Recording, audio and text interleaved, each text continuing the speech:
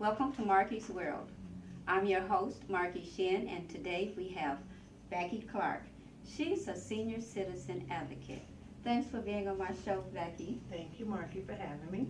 So tell me a little something about you, Becky. What's some of your tasks and some of your responsibilities you do for our wonderful senior citizens? That question is loaded, but basically I am the service coordinator for the building. I'm the resident service coordinator, to be specific.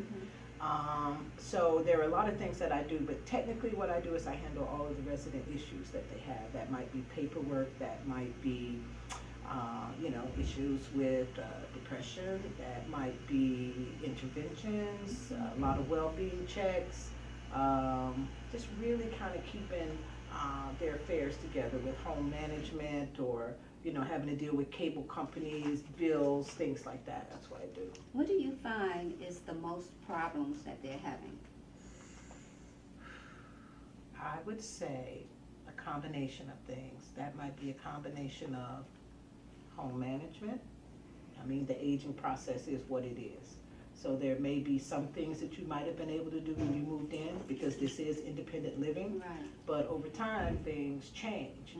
So things don't just change here in their apartments, but things change as it pertains to issues with understanding changes in insurance, things like that. So they come to me and I'm able to kind of interpret that information for them, help them get situated, right side up. When I came to this position, a lot of people were not properly situated with their insurance. Right, that's something I wanted to talk about too, because I know that a lot of the elderly, they lose a lot. Yes. And one of them is finances. Yes. So how are they managing that? So this building itself is a HUD building.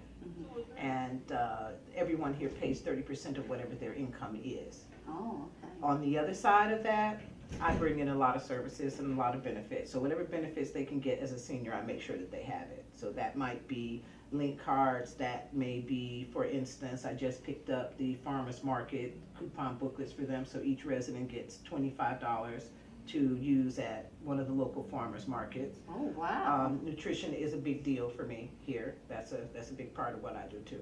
Yeah. Is making sure that they understand how to read the labels, how to understand what they're putting in their system, and then we're working on a series for the rest of this year on what to do with food that they get in their food boxes. Some of them are not clear on what to do with wheat pastas and different things, so we're working on recipes that we can show them how to use what's in the box.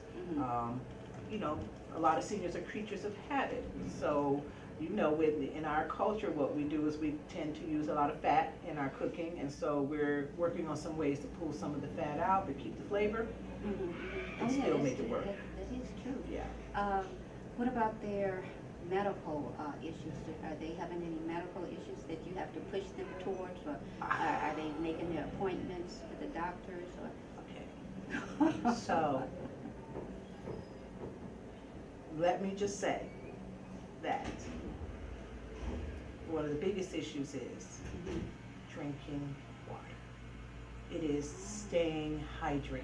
Right. Right? Yeah, It's really important, right? That is. So if you don't water the plant dries up, right? So that's my biggest thing, is getting them to stay hydrated. It keeps your head clear.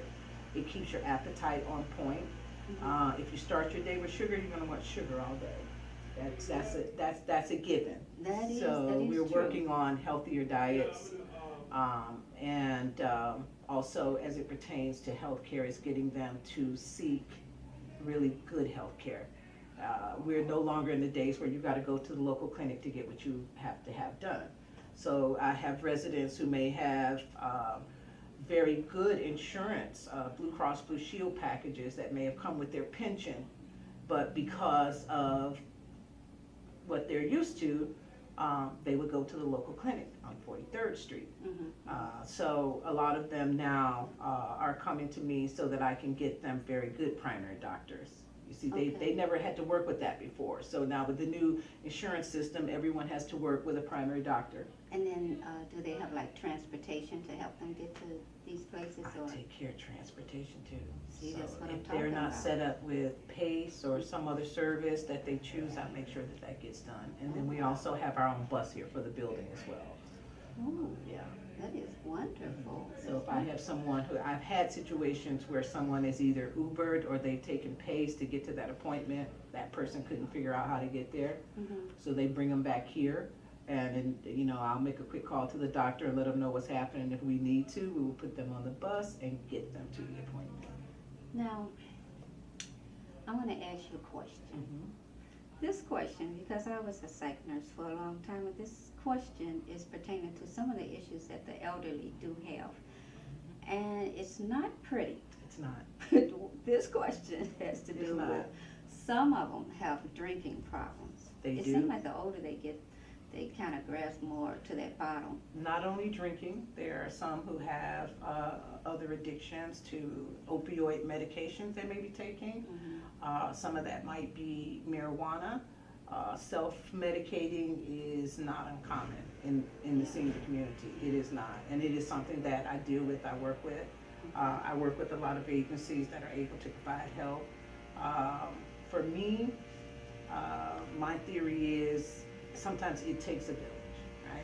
That is so true. That So is probably absolutely one true. of the toughest situations I had was with a resident that is no longer here, but a resident that had a long history of heroin addiction and family who is out of town. So what do you do with that case, right? Right, You're gonna build the fortress of women in this building who came forward to help her get through whatever she needed to get through. So that meant if she was having a moment, I could call on those women to go to that apartment and sit with her and rub her legs, rub her feet, get her through that moment to do that thing. Oh, that's great. That's a good network system yeah. that you had provided. It works. for It her. works out really well. It works Yeah, out that really helps well. out a lot Yep. too. That really does help out a lot. You know, I know that every time I talk to you, you're always talking about all the things that you're doing for these senior citizens, and I know that they have to really appreciate it. And what was that you were telling me about the plants, or something else that you were doing? So, God, there's so much that I do, and I think I take everything that I do very seriously. Right. Whether it's the smallest of thing, it might just be a quick check. I may be going to check on one resident on a particular floor, and as I'm passing by, I think, okay, oh, I haven't seen him in a couple of days. Let me just knock on the door and check and see what's going on with that particular person. That is really important to me, to know that I see you on a regular basis. For those who really like to hang on to their homes, I still need to see you on a regular basis. So I may just stop and for a few moments spend 10 or 15 minutes with you just to make sure that, you know, everything is good, because you can quickly slip into isolation.